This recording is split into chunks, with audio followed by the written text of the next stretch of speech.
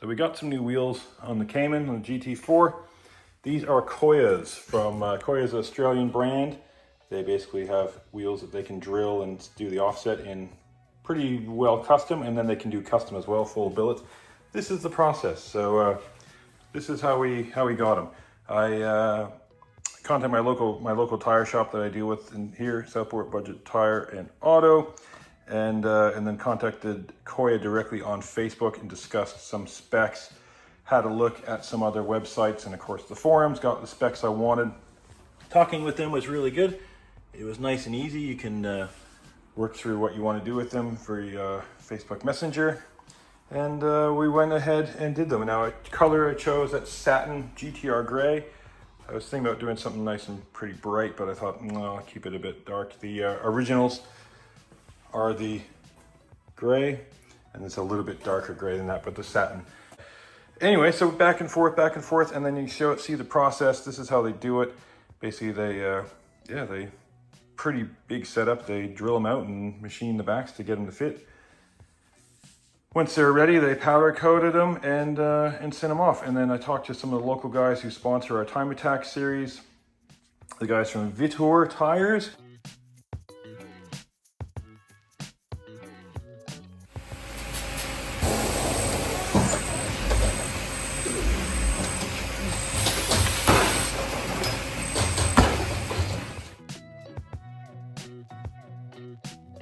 Koya 19s, 19 by 9.5 front, 11 rear, offset. Here's my specs, 48 in the front, and the rear. Where's my rear offset tag? The rears are 48 as well. Should have known that because I memorized it for months researching this. Tires, 305, 3019. Fronts, 255, 3519. Vitour Tempesta P1s. Now these, you might not have heard of them, but you will because they're really kicking butt in the 200 treadwear category for tires. Grassroots Motorsport just did a review and they beat the Nankang CRS, which I ran previously on our M2 and our old Boxster, and both times I put those on, I set PBs for myself. So currently we got the Advan A052 stock sizes, 295 rear and the 245 front in the 20s. So we'll get these ceramic coated and then we'll pop them on. Now we've given them a wipe down, just sprayed with some light degreaser, and I've got some microfibers cut up, and I'll be using, been using quite a bit of this on a lot of my projects. You can see some videos where I've done my Defender and a few others, the whole car, but the Nano Bond, used it on my M2 rims. Fantastic. The M2 rims were silver and it really kept them clean. What do you get? You get the bottle of stuff, you get some gloves, you get some little microfiber wipes. But yeah, it's been a fantastic, it's really well priced. Scott HD, who does all big tests of ceramic coatings and stuff like that on different car panels, rated really well, and it's cheap. So I'll put the link to Amazon for that. Just do yourself a favor, get some. Used it quite a bit lately. It's been so I did it on most of my cars now, and one bottle did 3 cars with some left over, and I gave it to a friend. So that was, you know, big cars like a Defender, new RAV4. So anyway, we've got them cleaned up. We'll start applying the ceramic coating, and then we'll buff it off and mount them on.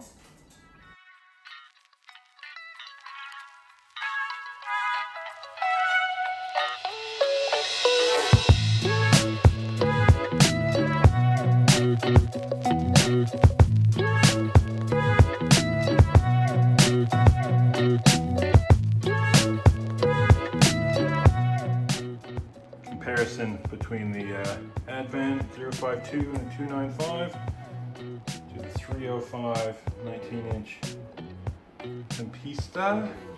Now I'll measure kind of across the tread width here. So let's see what we can accurately do this. It's not the easiest thing to do. Okay, I've kind of got the edge of the tread there to where it's going to line up, and we're at about, excuse my old tape measure, about 280. So if we had 295, it's there, which is, you know, kind of overhanging this. And this is on the factory wheel, so it's a little bit bigger. So the tread width, I would say, is about 280. And this big one, so 305. Okay, so if we're on the kind of edge of the tread, it's a bit more squared up. We're about the 295 mark there. And the angle's kind of taking it, but yeah. I was saying, so about a tiny bit wider, even though it's a 305, but these are known, the Advans are known to run pretty wide. When you can stack them and you can really see the difference, I suppose, but don't want to scratch my new rims, so we'll just stick them on and check it out. Height-wise, not too different in height, so but we got a smaller front wheel too, so that'll be fine. That won't trigger the tire, the traction control. What do we got here? I can't even measure that; it's too bulged out. All right, let's put them on. One thing that I've noticed is really cool. These tires, they got little marlin on them, just like our beer in Australia, the Great Northern. So what is that though? That is their little symbol for their wet weather grooves. There we go. Water razor technology with a little marlin. Bolted up front and rear. The toe arms, these are the cup toe arms, have like, just see the light through clearance. You can see that there. Just see light through. So yeah, that's very, very close. And the fronts look pretty good. We'll see when we come down. I got a feeling we'll take some shims out of the control arm and use the camber plates a bit more, but let's drop it down and have a look. So the rears are about as flush as they were before. Fronts definitely a bit wider. We'll have to check our contact there under full lock, but yeah, you can see our caster. We've got quite a bit of positive caster in this. You see that there, the gap between the front and the rear. There's way more, so we could adjust that, but I think that'll happen when if we take some shims out. But yeah, that looks, and these are 255s, 265 would definitely be, these are almost a little bit stretch on the 9.5 rim. So nice. We'll turn the wheels and check for some clearance. Keep going, keep going, keep going. Okay, we don't have any contact in the back. Good. And in the front, turn.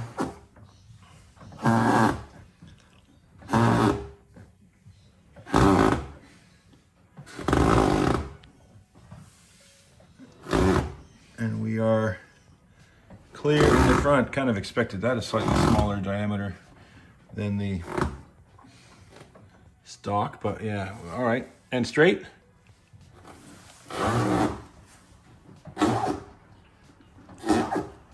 There we go, and we are a little bit, our tread's in, but we're a little bit flush there, so a little bit more negative camber off the camber tops, and then I'll tuck that in, but that's going to throw everything else off, so we should be fine for now, and we can make some changes if need be.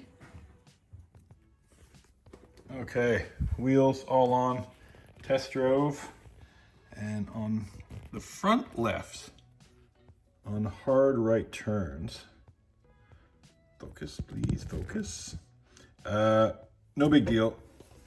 The inner air deflector, upper air deflector, is just touching just a little bit where my fingers are. So look, I could leave it, it'd probably correct itself. These are a thin metal bracket that holds them on, and it's reaching around the wheel, and that should be enough. There we go, no longer touching. There was a little bit on the back, which I was just a bit suspicious because the well, not suspicious, I just thought it might contact the there we go, we're clear now. The rear brake line Now I'll see if I can get you to see where that is too. So the rear brake line attaches to the hub. Okay, let me see it there. Okay, there we go, in the middle of the screen. It's a little metal bracket that sticks up off the hub, and then all you got to do, it's only thin. I just had to push it back about a centimeter, if that, and then we got tons of clearance for that. So we are fitting very, very well. So 11 rear, and then, well, that wheel's turned so you can't see. 9.5 front, 48 and 48 offsets. So really happy with that fitment, and the 9.5 front. So this is a 255 tire, and it looks a little bit, well, I think it might be more the tire, just a tiny bit stretched on the 9.5, but it'll be supportive and turn really nice. It'll have a good turn and feel, but it'll be a 265, which I wanted to run, and most people run, but the 265 will be nicely supported with that 1/2 inch wider, where most guys run a 9-inch. So easy fitment, just, yeah, bolted right on. It's got camber tops, and yeah, it's looks good. All right, a tiny bit of contact, actually. You can see right there, that's the lower brake duct.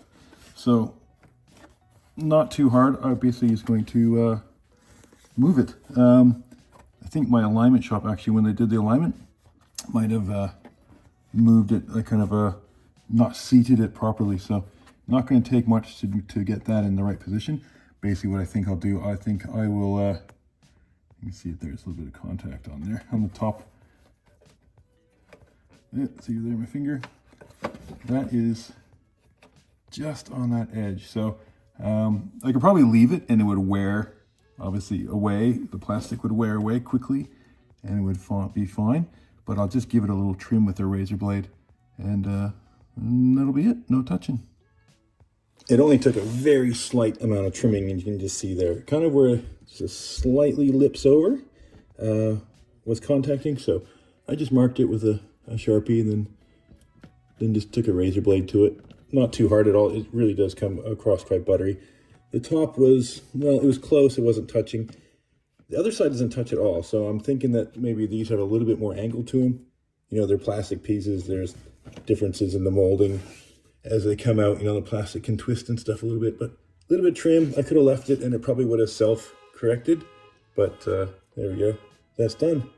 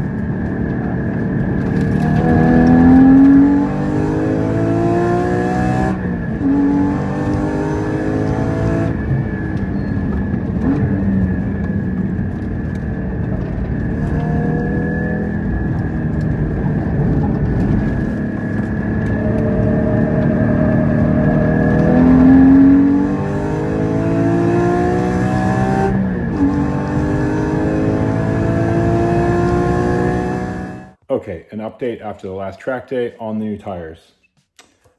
Did well. So on it's a minute, we'll usually run a minute long track, Queensland Raceway sprint track.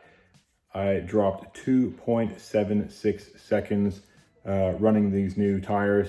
Pretty awesome. They compared to the Advan A052s.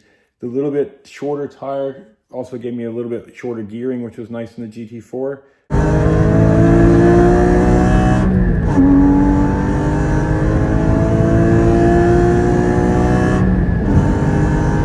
Which is known to be quite long geared, but you know, it's a bit of a power circuit, but that's the shorter, quite twistier section. So that was good. And then the other track I also did a personal best on that. I've never done it in the GT4, but just compared to my M2, which I was pretty quick in, I did a PB on that as well. So awesome tire. Wear wise, pretty good. Slightly, like there's no feathering on them, anything like that. I've got probably more other people's rubber stuck to them. We'll give, you know, that was, I did a half day. It was 6 sessions of 5 laps, 1 to cool down, 1 to warm up, 3 hot laps.